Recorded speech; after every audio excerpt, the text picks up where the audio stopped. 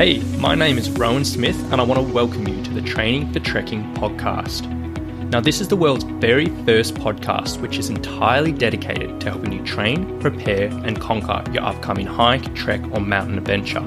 So once a week, I'm going to be giving you quality and practical information on the subjects of physical preparation for trekking, dealing with altitude and nutrition on the trail, so you can know everything you need to be doing to have the best chance of a safe, enjoyable and successful adventure. So now you know what you're in for. Let's get into today's episode. Alright, hello guys. Today we are talking through a few strategies around eating before training. Now the reason I want to talk about this today is because this particular subject has come up a few times with my clients over the last couple of weeks. And basically they've been asking me the question, look, I know I need to get a little bit of fuel into me before I have a training session. I know I need to get some food into me to perform at my best, but at certain times of the day, I do struggle with this. So what can I do in this situation? And specifically, they've been talking about what to do when they train in the morning, when they might not feel like waking up super early and having a meal. So today, I just want to go through a couple of different strategies which you can use if you are training in the morning and how you can make sure you do get enough fuel and enough energy to perform at your best. Now, to take a step back before we dive into that, the reason why we're talking about this is, you can get through any training session, any, hike, anything you need really without any food in your system. You can get through, you can survive. But as we said multiple times in this podcast before, with our nutrition, what we want to be thinking about is not just surviving these sessions, but doing little things that we can do to really help us perform at our best. So if we're in our training sessions, we can get the most out of our sessions. We'll enjoy it. We'll be able to work hard and really, really get every ounce of adaptation you can out of that.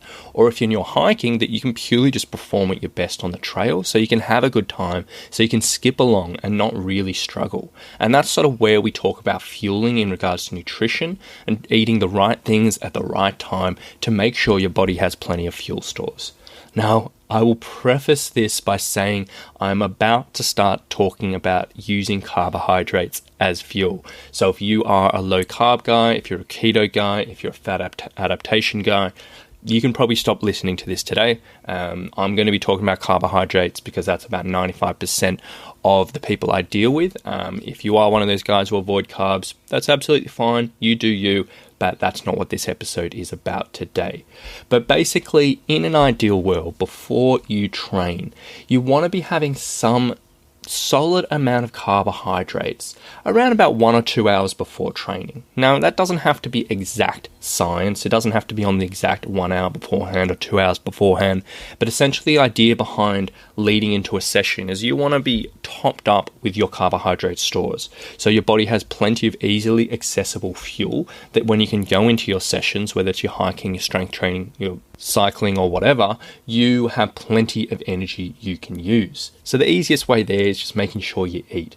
Now, you don't have to get too crazy with this, like literally you could just have a meal a couple of hours before or even 3 hours before, which has a reasonable amount of carbohydrates in it.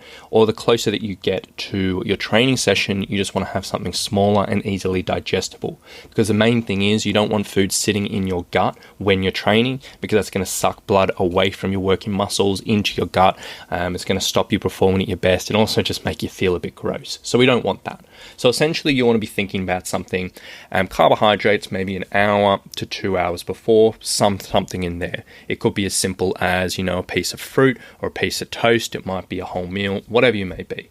But as we're saying, in the morning, this can be a little bit tricky because if I'm saying, hey, you want to have food 1 to 2 hours before, but you're waking up at 5 o'clock to train at 5:30 in the morning, obviously that's not super practical and that's not going to happen. So there are a couple of strategies you can use in this particular situation to make sure you got the fuel. So if you are waking up early in the morning, there's 3 things you can do basically. Number 1 is when you first wake up, just having something very small and very easily to digest, which is high in carbohydrates. So this might simply be a piece of fruit. It might be, a handful of dried fruit. It might be a piece of white toast. It might be half a muffin or, a pikelet or a pancake or whatever it may be. Something easy, something you don't have to think about and something that you can just eat very, very quickly. 20 minutes later, go out and train. Now, some people that will work well, some people it won't work so well. Whether or not you just don't feel like eating in the morning and that's the last thing in the world you want to do, or whether or not that's just not enough time for you to digest, even with those quick digesting things, and you still feel it sitting in your gut. Now, in that situation, if that doesn't work for you, the next thing that I often recommend is having some type of liquid carbohydrate-based drink when you wake up. So essentially, liquids are always quicker digesting and easier to digest than solids. Well, not always, but most of the time. So if you can't deal with something solid, having some type of liquid drink, before you train can be good. So this might be, having some fruit juice, that's pretty high sugar, that's going to have plenty of carbohydrates in it. It might be having some sports drink. So if you've got an electrolyte supplement or a bit of Gatorade or something like that. Or it might even be like a bit of a smoothie. So you've, made a smoothie the night before with lots of fruit and, maybe some easily digested carbs, left it in the fridge, and you might have, a few sips of that before you train. Now that's really, really simple. That'll probably give you the fuel you need, and that will be digested very, very quickly. So that's definitely a good option for many people in the morning.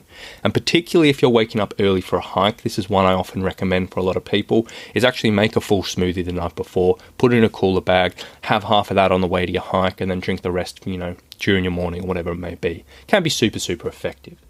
But then the third option, if neither of those really work for you, and if you're like, look, I don't want to eat anything small like solid. I don't want to do anything liquid. It just doesn't work for me. The other option is you don't have to stress about this. You don't really have to hone in on make sure you're eating before your session. If you're doing this, just make sure, and you're training in the morning, just make sure the night before that you do have a high carbohydrate dinner. Now what this will do is you're obviously not doing anything overnight. Your body's going to be fueled up, it's going to store those carbohydrates, and it's going to use them in the morning. Now, I personally like having a little bit in the morning just to give me a little perk up and a little bit of, get me ready to go. But if you don't like eating, that's a super simple option. But essentially, if you are training in the morning and you are wanting to optimize your, fuel stores and your energy levels and optimize your performance in your sessions, there are a few really, really simple examples there, which hopefully should get you over the line. And if you apply that, you'll probably notice a little bit of a difference to your energy, to your performance over time. Now, obviously, what you eat after and what you eat during, depending on what training sessions you do, that's a whole nother story, and there's a lot of other things that go into there. But if you're training in the morning and you are looking to optimize your fuel, hopefully that gives you a few ideas. Now, if you were interested in this subject and you were wanting to know, maybe a few extra ideas around foods that you can do in these situations, or some extra ideas that you can use for, intra-workout nutrition or post-workout nutrition or whatever it may be, I would absolutely love for you to come and join the Training for Hiking and Trekking Facebook group. Now, inside that group, as I've said many times, I'm always happy to answer anyone's questions around subjects like this. I'm always happy to dive into things a little bit deeper, do video tutorials around certain things, and just get into it a little bit more and have a bit more of an interactive conversation as opposed to me on the podcast yabbering on. So if you did want to learn a little bit more, come find the Training for Hiking and Trekking Facebook group. I'll leave a link in the show notes below. But hopefully today's episode's given you a few insights around fueling before your training, and hopefully you've enjoyed this and can take something away. So have a good day, and we'll talk to you soon. Bye.